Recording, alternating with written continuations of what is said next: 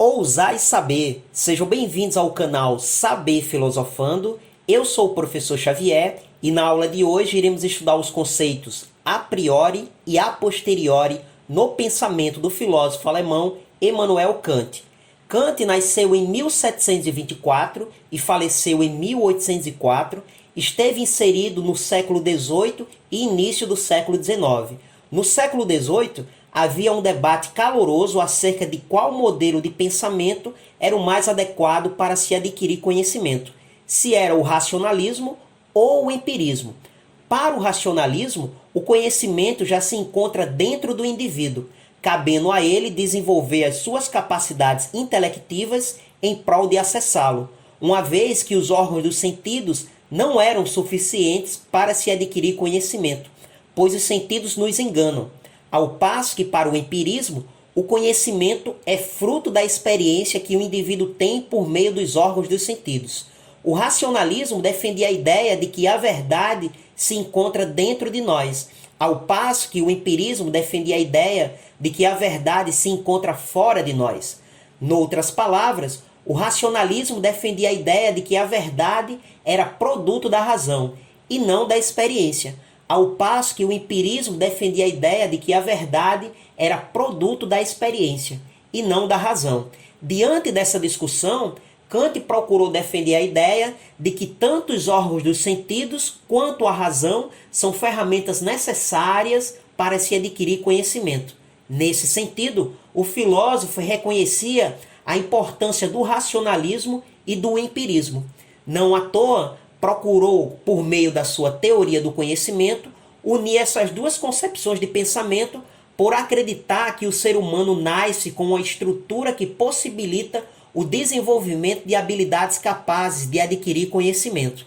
A fim de fundamentar essa ideia, o filósofo desenvolveu os conceitos a priori e a posteriori.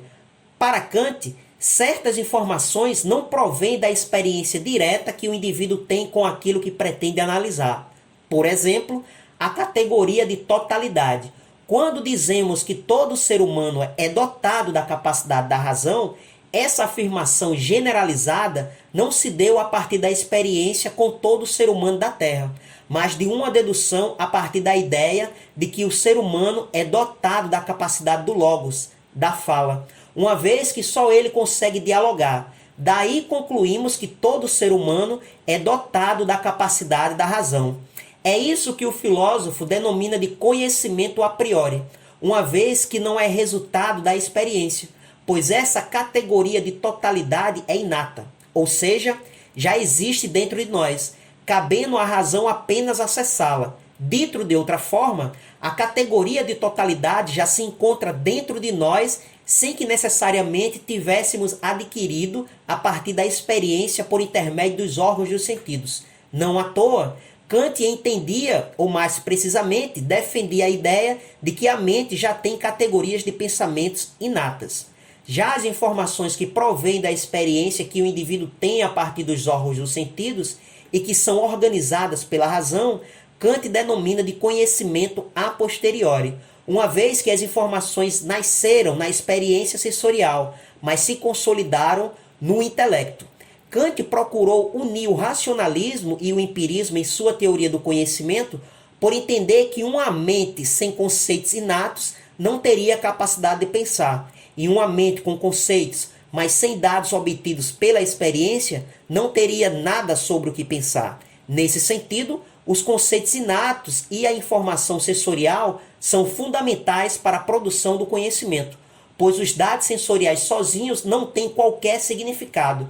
Eles precisam ser organizados por meio da estrutura oferecida pelos conceitos inatos, para que, desta forma, o intelecto se torne capaz de atribuir a eles um significado.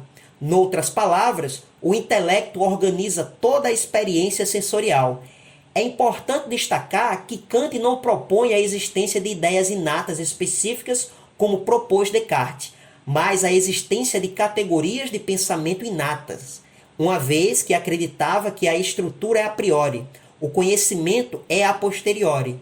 Dito de outra forma, Kant entendia que a estrutura humana que possibilita o indivíduo ser dotado da capacidade da razão é a priori, pois nascemos com ela, uma vez que antecede toda e qualquer experiência por meio dos órgãos dos sentidos, ao passo que todo conhecimento que só é possível após a vivência sensível do mundo, Kant entendia como sendo conhecimento a posteriori. É importante dizer também que, embora a expressão a priori tenha o sentido de anterior a alguma coisa, e a expressão a posteriori tenha o sentido de posterior a alguma coisa, Kant não usa essas expressões no sentido temporal, mas no sentido de dependência.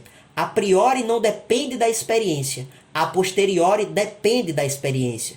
Por meio da sua teoria do conhecimento, Kant procurou unir elementos tanto do racionalismo quanto do empirismo, evidenciando que as informações são adquiridas por meio dessas duas ferramentas, delimitando aquilo que se pode conhecer, uma vez que acreditava que nem tudo se pode conhecer, pois não temos acesso à coisa em si. Eu fico por aqui e nos encontramos na nossa próxima aula. Até logo!